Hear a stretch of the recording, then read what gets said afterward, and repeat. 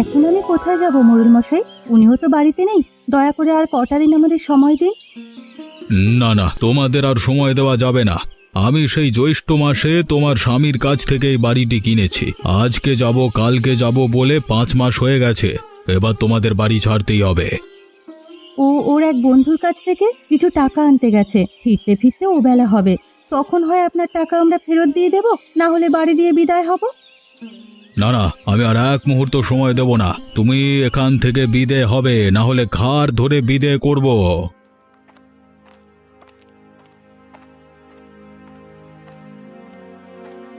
তার আর দরকার হবে না মোড়ল মশাই, আমি চলে এসেছি। এক্ষুনি আপনাকে সবকিছু বুঝিয়ে দিয়ে বিদে হব।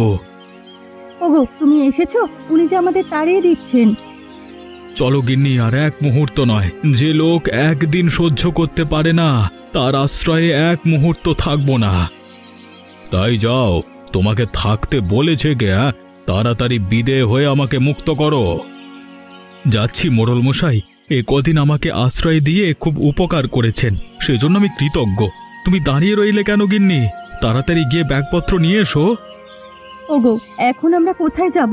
আমাদের যে যাওয়ার কোনো জায়গা নেই। ওনাকে বলো না আজ রাতটা সময় দিতে।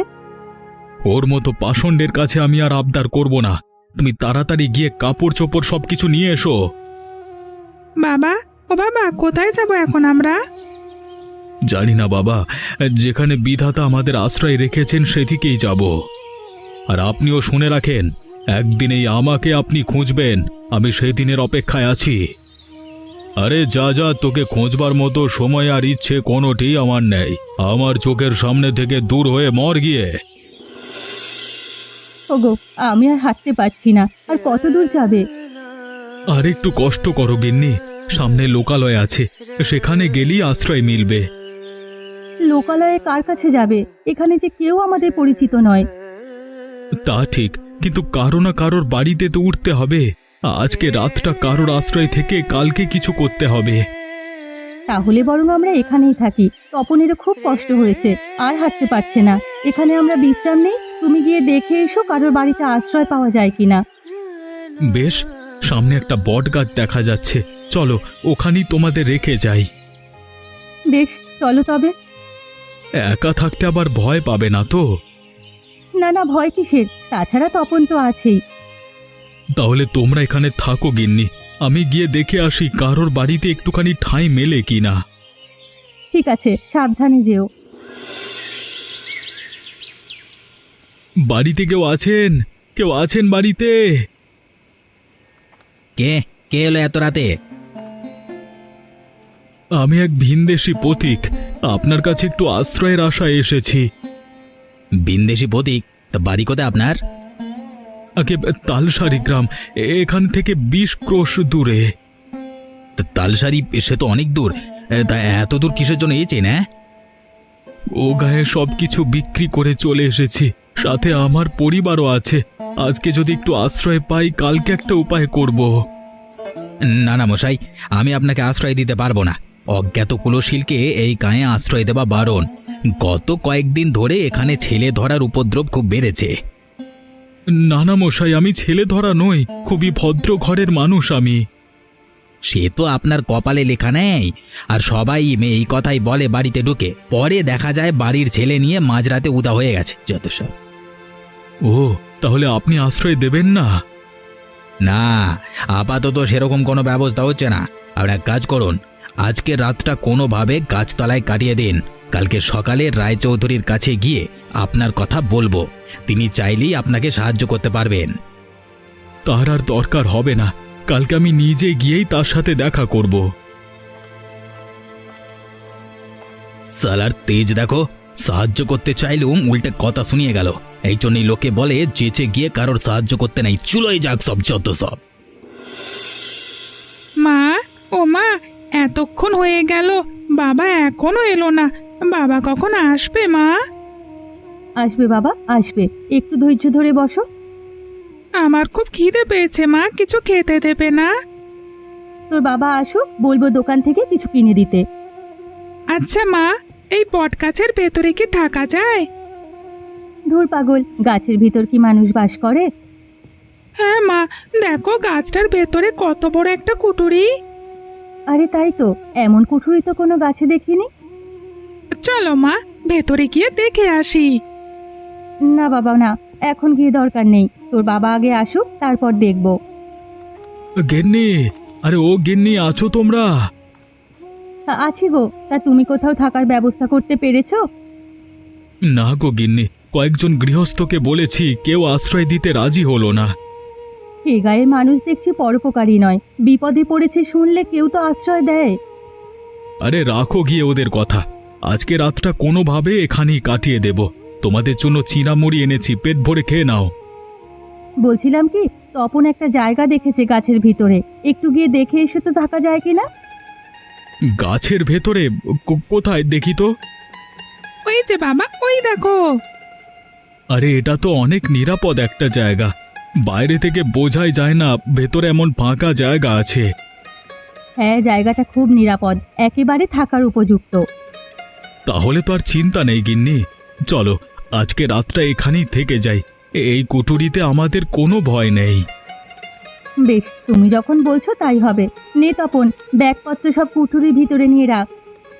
কি মজা, কি মজা, আমরা থাকবো গাছের ভেতরে।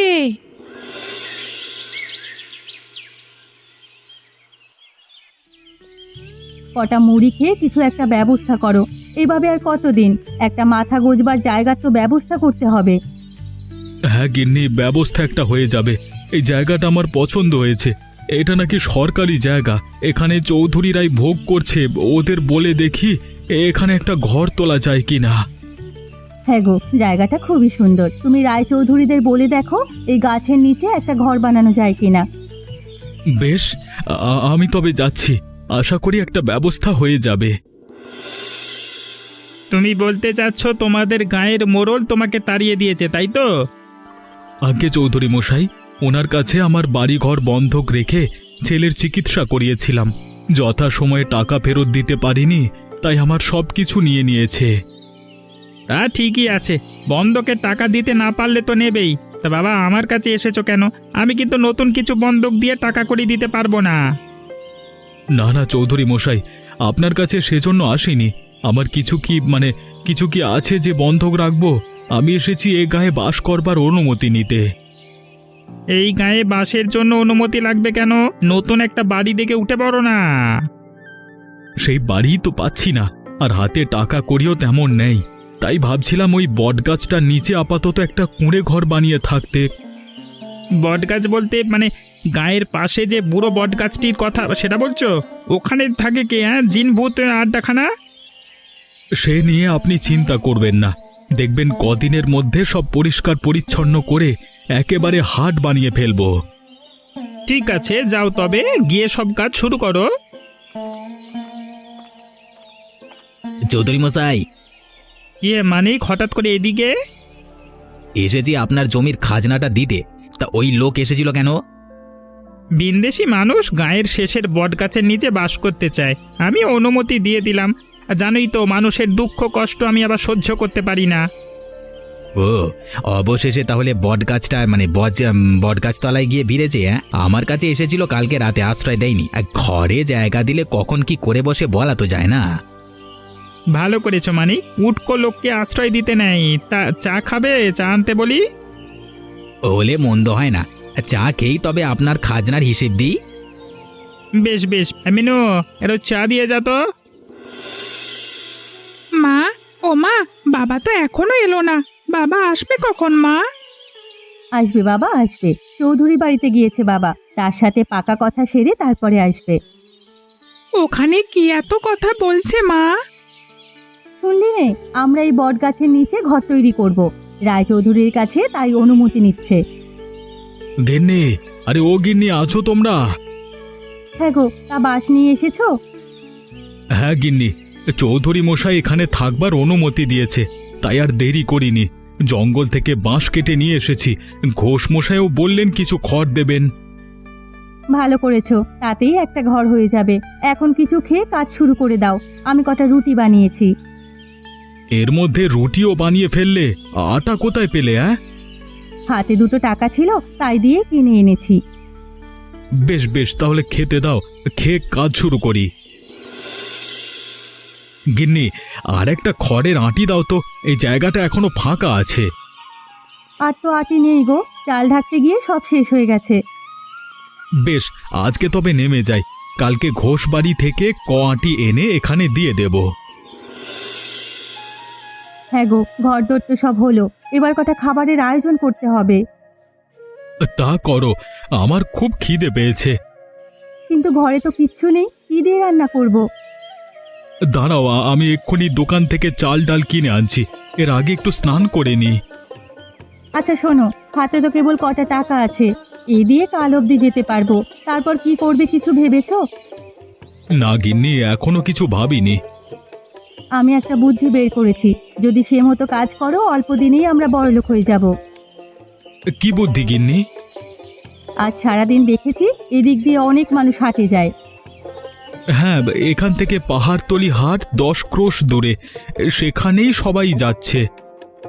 এত দূরে যেতে আসতে সবার খুব কষ্ট হয়ে যায়, সেই জন্য এই বটগাছের তলে বসে জিরিয়ে নেয়। এখানে যদি একটা ছোট্ট হোটেল খোলা যায় তবে অনেক ভালো হবে। কথাটা মন্দ বলনি গিন্নি, প্রতিদিন কিছু জল খাবারের আয়োজন করলে মানুষের খাওয়ানো যাবে, আর আমাদের হাতেও দুটো কাঁচা টাকা আসবে। তাহলে আজই তুমি হাট থেকে কিছু সওদা কিনে আনো, কাল সকাল থেকে আমি রান্নার আয়োজন করব। দেখি এ কাজে ভাগ্য ফেরে কিনা। বেশ বেশ, তাহলে আমি এক্ষুনি যাচ্ছি, আগে স্নানটা করে নি। ও বাবা, আমিও যাব তোমার সাথে। আয় আয়, তাড়াতাড়ি আয়, আমার হাতে একদম সময় নেই। এত এত মানুষ আসছে হোটেলে, আর এদিকে একটা লোক নেই। ভোলা আর বাবলু, এক্ষুনি এদিকে আয়।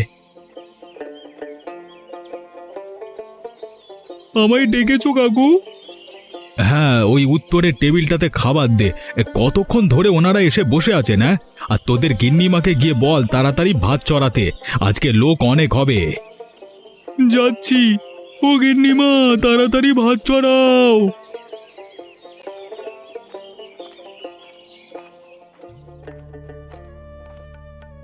আরে ঘোষ মশাই যে, তা হঠাৎ কি মনে করে? তোমার কাছে এসেছি বিমল, একটা বিশেষ প্রয়োজনে। কি প্রয়োজন বলুন না ঘোষ মশাই, সেবারে আপনি যে উপকারটাই না করলেন আমার। আপনার বাড়ি থেকে বাঁশ আর খড় এনে তবেই আমাদের ঘরটি তৈরি করতে পেরেছিলাম, সেই উপকারের কথা বলবার নয়। তা কি জন্য এসেছেন এখানে বলুন?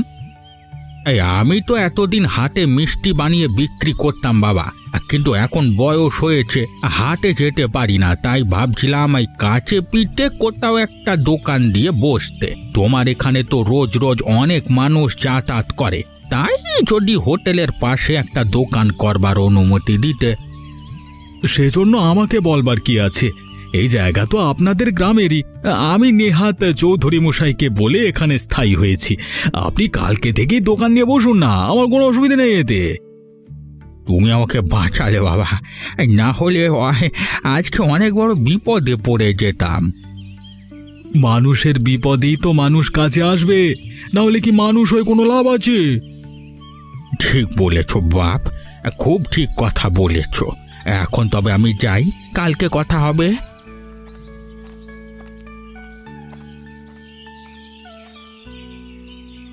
হ্যাঁ গো, উনি এসেছিলেন কেন? আমাদের হোটেলের পাশে ওনার মিষ্টির দোকান নিয়ে বসতে, আমি বলেছি কালকে থেকেই ব্যবসা শুরু করতে। ভালো করেছো, ওনার সংসার এখন চলছে না, বুড়ো মানুষ, দূর দূরান্তের হাটেও যেতে পারেন না। সেজন্যই তো বলেছি। তাছাড়া আমার এই বটতলাকে নিয়ে অন্য পরিকল্পনা আছে, এখানে একটি গোছানো হাট তৈরি করব, তাহলে আশেপাশে গ্রামের মানুষের কষ্ট অনেকটা কমে যাবে।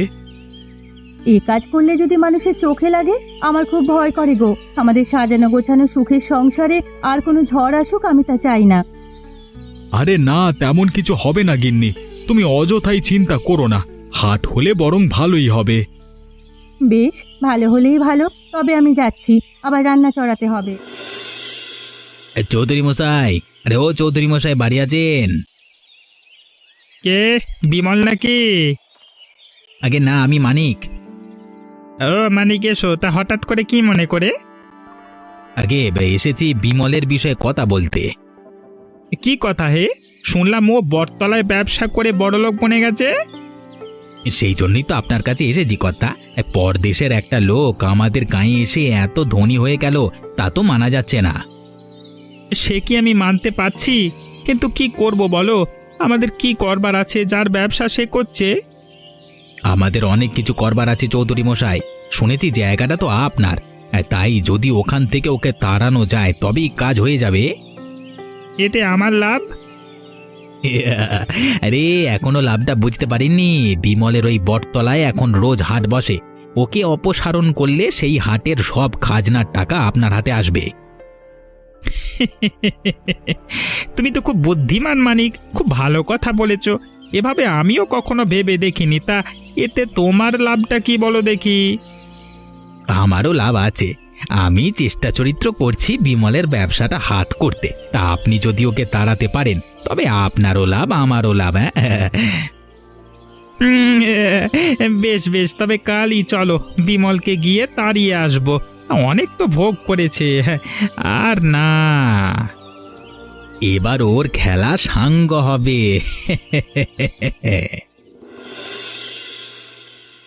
গিন্নি, আরে ও গিন্নি, ঘরে আছো?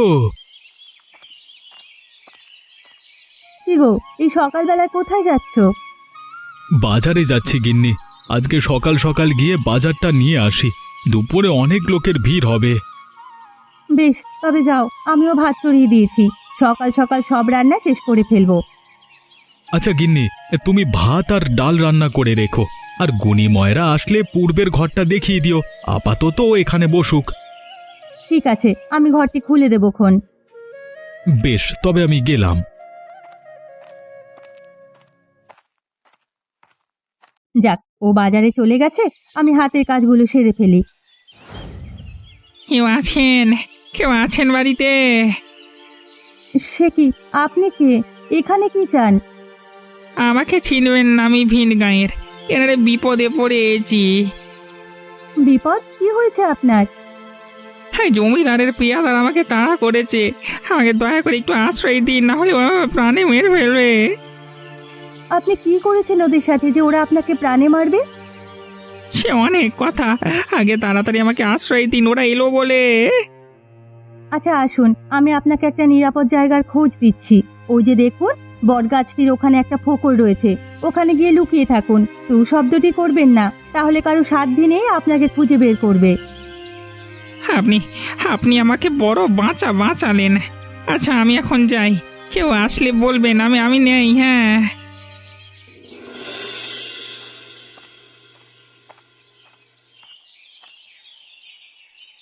বিমল, আরে ও বিমল, আছো দেখছি তুমি। তোমার কাছেই এলাম। হঠাৎ আমার কাছে কি মনে করে চৌধুরী মশাই?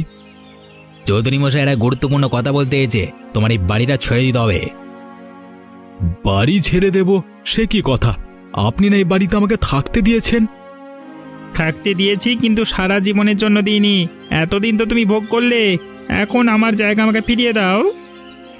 না না চৌধুরী মশাই, এই জায়গা আমি দিতে পারবো না। দরকার হলে আপনি আর সমমূল্য টাকা নিয়ে নিন, তবু এখানে ওকে থাকতে দিন। না না, সে কথা বললে হবে না বিমল। আমাদের এই জায়গা লাগবে, তুই অন্য ব্যবস্থা করো। এই জায়গা আমি ছাড়বো না, এটা সরকারি জায়গা। যদি সরকার থেকে কখনো বলে তবেই আমি এখান থেকে যাব। তুমি দেখছি অনেক বেয়ারা হয়ে গেছো বিমল। শোনো, আমি ভালোই ভালোই বলছি, জায়গাটা ছেড়ে দাও, না হলে কিন্তু তোমার বিপদ হয়ে যাবে। হ্যাঁ, আর আমাদের তো চেনই, কয়েকদিন আগে গোপুর চাচার বাড়ি পড়লো তারা এক গোয়ামির ফলে। সে কথাটা ভুলে যাবো না। এখন তবে যাই। হ্যাঁ, কালকের মধ্যে বাড়িটি ছেড়ে দিও, কেমন? হ্যাঁ, কুচুমানো।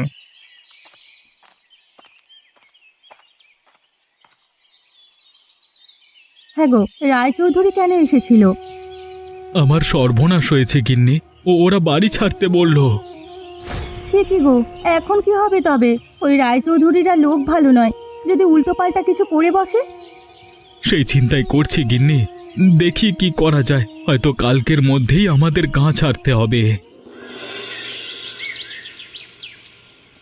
সন্ধে হয়ে গেল, এখনো কোনো পাইপ পেওয়াদা তো কিচ্ছু এলো না। তাহলে মনে হয় ওরা আর আজ আসবে না। যাই, লোকটাকে ডেকে দেই, একটু পরেই অন্ধকার নেমে আসবে। রাতের অন্ধকারে তিনি গা থেকে পালিয়ে যেতে পারবেন।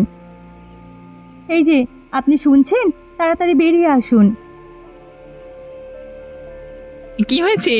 জমিদারের পাই খেয়েছে নাকি? না না, ওরা আসেনি। এদিকে সন্ধেও হয়ে এসেছে। আপনি এখন চলে যেতে পারবেন, আপনাকে কেউ দেখবে না। হ্যাঁ হ্যাঁ, আমাকে এক্ষুনি জঙ্গলে যেতে হবে, এখানে থাকা মানে বিপদ। সে কি, জঙ্গলে কেন? ও, আমার পরিচয়টা আপনাকে দেওয়া হয়নি।